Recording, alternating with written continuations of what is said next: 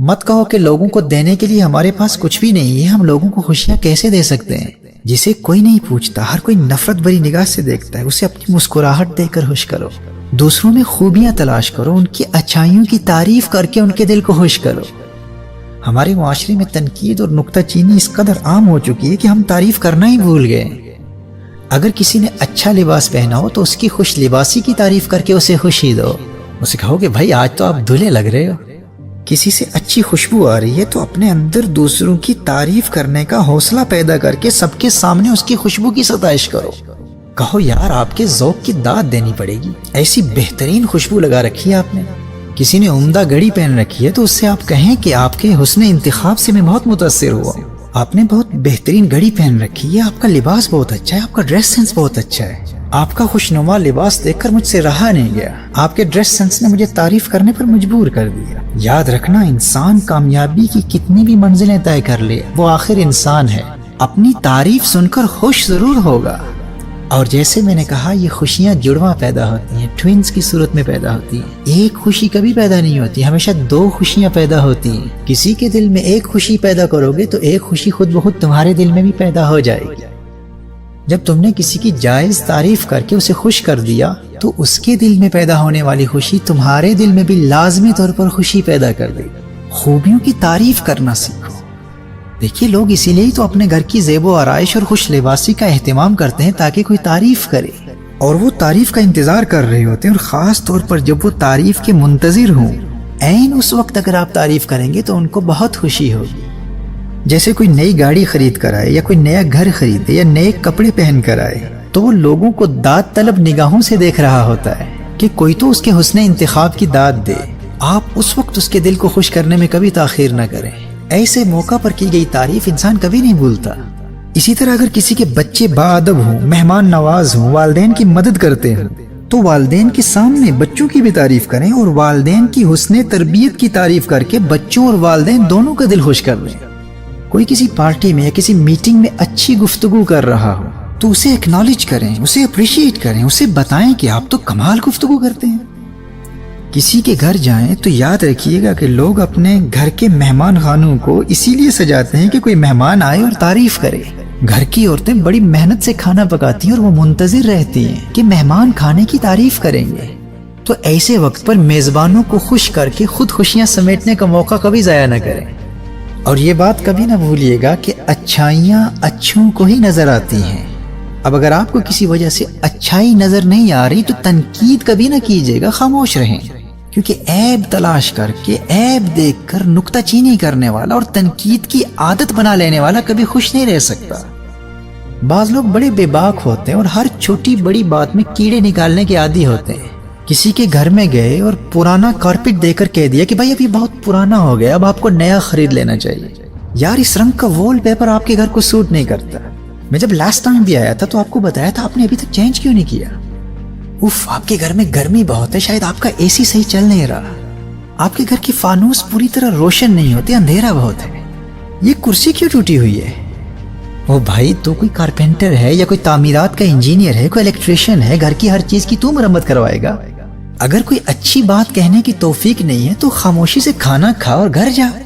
اور دوسری جانب کچن میں زوجہ محترمہ اپنا کمال دکھا رہی ہوتی ہے۔ بہن، آپ کے گھر کی تعریفیں تو بہت سنی تھی، لیکن یہ جو کوکر ہے نا آپ کا، اس میں آپ مار کھا گئی۔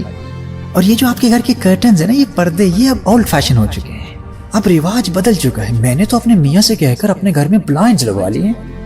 یہ جو آپ کی واشنگ مشین ہے نا، آپ کہتی ہیں تو مان لیتی ہوں کہ کپڑے اچھے دھل جاتے ہیں، لیکن اس کی آواز سے مجھے سر درد ہو گیا، یہ تو بہت لاؤڈ ہے نا۔ میں آج ہی اپنے ہسبینڈ سے بات کرتی ہوں، جس کمپنی سے ہم نے خریدی ہے نا، وہ میرے میاں کے دوست کی کمپنی، ڈسکاؤنٹ پر آپ کو دلوا دوں گا۔ ہمیں خود سے سوال کرنا ہے، کیا ہمیں تو ایسی عادت نہیں ہے نا؟ میرے بھائی اور میری بہنوں، ایسے لوگ اصل میں خود پریشان ہوتے ہیں، اور ان کی اپنی پریشانیاں انہیں ایسی باتیں کرنے پر مجبور کر رہی ہوتی ہیں۔ انہیں اس بات کا احساس ہی نہیں ہوتا کہ خاندانی مراسم کی وجہ سے انہیں دعوت تو دی جاتی ہے، لیکن وہ اپنی فیملیز میں، اپنے خاندان میں، اپنے معاشرے میں ایک بوجھ سا بن کر رہ جاتے ہیں۔ وہ اس حقیقت کو سمجھ ہی نہیں پاتے کہ تنقید لوگوں کو کوتاہی کا احساس دلاتی ہے، اور کوئی شخص اپنے آپ کو کوتاہ باور نہیں کرنا چاہتا، لہٰذا لوگ ایسے نکتہ چینیاں کرنے والے، تنقید کرنے والوں سے دوری میں ہی عافیت سمجھتے ہیں۔ اور یہ نادان اسی خوش فہمی میں رہتے ہیں کہ آج میں نے فلاں کی ٹھیک ٹھاک تحقیر و تذلیل کی، آج میں کامیاب ہو گیا، یہ اسی کو اپنی کامیابی سمجھ رہے ہوتے ہیں، لیکن در حقیقت یہ بیمار ہوتے ہیں، یہ لوگوں کو پریشانی دے دے کر خود پریشان ہو رہے ہوتے ہیں، کیونکہ قانون یہی ہے، جو دو گے وہی ملے گا، خوشی دو گے خوشی ملے گی، غم دو گے غم ملے گا۔ یہ لوگ در حقیقت بہت اداس ہوتے ہیں، پریشانی میں زندگی گزار رہے ہیں، یہ کبھی کسی میں خوبی تلاش کرنے کی کوشش ہی نہیں کرتے، تو تعریف کیا کریں گے؟ ایسے لوگ اگر خوشحال زندگی گزارنا چاہتے ہیں نا، تو ان کے لیے ضروری ہے کہ وہ اپنے رویوں میں تبدیلی لائیں، شہد کی مکھی کا طرز عمل اپنائیں، جو میٹھے پر بیٹھتی ہے اور کڑوے سے کتراتی ہے، اور گھریلو مکھی کی عادت سے بچیں جو ہمیشہ زخموں کی تلاش میں رہتی ہے۔ انفارچونیٹلی ہمارے ہاں لوگ ہیومن ریلیشن سے ریلیٹڈ سائنسز سے اس قدر غافل ہو چکے ہیں کہ بجائے لوگوں کو خوش کرنے کے مواقع تلاش کرنے کے، اپنے سخت اور تلخ جملوں سے لوگوں کا دل توڑنے میں فخر محسوس کرتے ہیں، اور پھر کہتے ہیں کہ ہماری زندگی میں سکون کیوں نہیں ہے، خوشی کیوں نہیں ہے۔ تو بات وہی ہے، جو دو گے وہی ملے گا، خوشیاں دینے والے بن جاؤ، خوش رہو گے، غم دو گے تو غمگین رہو گے۔ مناسب وقت میں مثبت اور تعمیری تنقید کرنا درست ہے، لیکن جب تک تم صرف نقص اور عیب تلاش کرنے کی عادت سے چھٹکارا حاصل نہیں کر لو گے، اس وقت تک خوشی حاصل نہیں کر پاؤ گے۔ وہ ایک نوجوان نہایت اعلیٰ درجے کی مہنگی پرفیوم لگا کر اپنے دوست کے ساتھ کھانے کی میز پر بیٹھا۔ دوست نے اس کے لباس سے اٹھنے والی خوشبو پر بالکل توجہ نہ دی۔ اس نے کہا، تجھے اس انتہائی اعلیٰ درجے کی پرفیوم کی خوشبو نہیں آ رہی؟ دوست نے کہا، اچھا تو نے پرفیوم لگائی ہوئی ہے، مجھے تو ذرا بھی خوشبو نہیں آئی۔ اس نوجوان نے مایوس ہو کر کہا کہ اچھا پھر شاید تمہاری ناک بند ہوگی۔ اس کے دوست نے کہا، نہیں یار، اگر میری ناک بند ہوتی تو تمہارے پسینے کی بدبو مجھے کیسے آتی؟ یہ ایٹیٹیوڈ بدلنا ہوگا، کیونکہ اگر آپ نکتہ چینی اور تنقید کی بیماری میں مبتلا ہیں تو آپ کبھی خوشی حاصل نہیں کر پائیں گے۔ اب کچھ لوگوں کی عادت ہوتی ہے، وہ ہمیشہ زخموں اور گندگی پر بیٹھنے والی مکھی کی طرح بن جاتے ہیں، نہ انہیں اچھائی نظر آتی ہے اور نہ ہی اچھائی تلاش کرنے کی کوشش کرتے ہیں۔ اس رویے کو بدلنا ہوگا۔ اگر آپ نکتہ چینی اور تنقید کی بیماری میں مبتلا ہیں تو آپ کبھی خوشی حاصل نہیں کر سکتے۔ خوشیاں چاہتے ہیں تو مختلف بہانوں سے لوگوں کو خوش کرنے کی کوشش کریں۔ روزمرہ زندگی میں، زندگی کے عام معمولات میں، آپ ٹیکسی میں بیٹھے ہیں، اگر ٹیکسی نائس اینڈ کلین ہے، صاف ستھری ہے، تو اس کی صفائی کی تعریف کریں، اس ٹیکسی ڈرائیور کو خوشی دیں، اس کی ڈرائیونگ کی تعریف کریں، اس سے باتیں کریں اور اس کی معلومات کی تعریف کریں۔ اگر اس نے اچھا لباس پہنا ہے تو اس کے لباس اور اس کے حسن اخلاق کی تعریف کریں۔ ہر انسان کو اہمیت دیں، کوئی غریب ہو امیر ہو، ہر ایک سے گرم جوشی سے ملیں۔ انہیں بتائیں کہ میں جب بھی آپ سے ملتا ہوں مجھے بہت خوشی محسوس ہوتی ہے۔ ان کو احساس دلائیں کہ وہ آپ کے لیے کتنے اہم اور قیمتی ہیں۔ ان کو عزت دیں، لوگوں کو عزت دینا سیکھیں۔ کچھ لوگ ایسے ہوتے ہیں جن کی کبھی کسی نے عزت نہیں کی، کبھی ایسے لوگوں کو عزت دے کر دیکھیں۔ میں اپنے ورلڈ دعوت ٹور پر تھا، میرے لیکچر سے پہلے گھر میں دعوت تھی جس میں باپ بیٹا دونوں ملازم تھے۔ گھر کے لوگ اس ملازم لڑکے کو کاما کہہ کر پکارتے تھے۔ میں نے گھر کے افراد سے علیحدگی میں پوچھا کہ یہ کامے کا حقیقی نام کیا ہے، تو کسی کو اس کے حقیقی نام کا علم نہیں تھا۔ بالآخر میں نے اس کے والد سے پوچھا کہ آپ کے بیٹے کا حقیقی نام کیا ہے، تو اس نے بتایا کہ اس کا نام کامران ہے۔ جب ہم کھانے سے فارغ ہوئے تو میں نے اس لڑکے کو پکار کر کہا کہ کامران صاحب، آپ کا بہت شکریہ، آپ نے آج بہت اچھا اہتمام کیا ہے۔ وہ مجھے حیرت بھری نگاہوں سے دیکھنے لگا۔ مجھے لگا کہ وہ مجھے کچھ کہنا چاہ رہا ہے، لیکن کوشش کے باوجود وہ کچھ کہہ نہیں پایا اور فوراً پلٹ کر کچن میں چلا گیا۔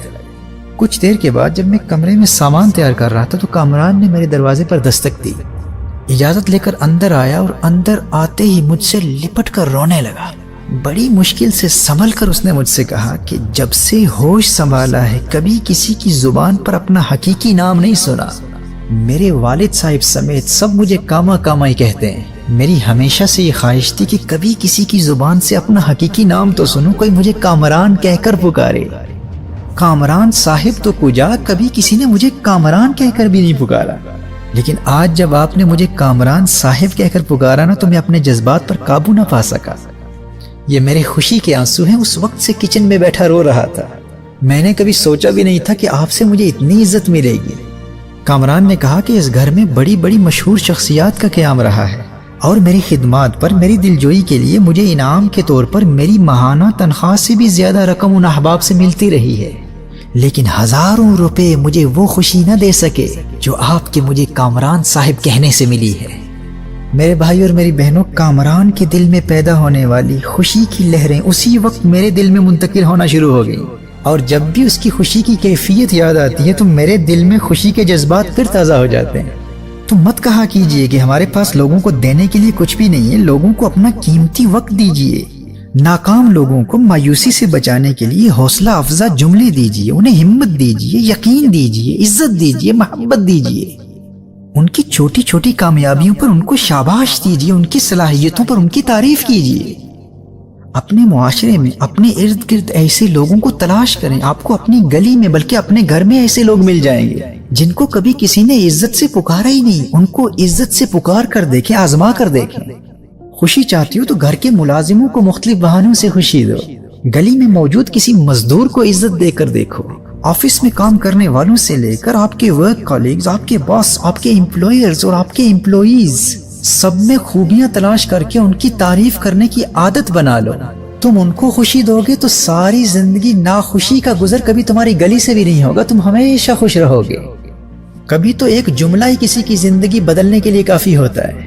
میری اپنی زندگی کے ایسے بے شمار واقعات ہیں۔ انڈیا میں ممبئی میں ایک نوجوان کی چند باتیں سن کر میں نے صرف اسے اتنا کہہ دیا تھا کہ مجھے تیرے اندر ایک ٹیلنٹڈ بزنس مین نظر آ رہا ہے۔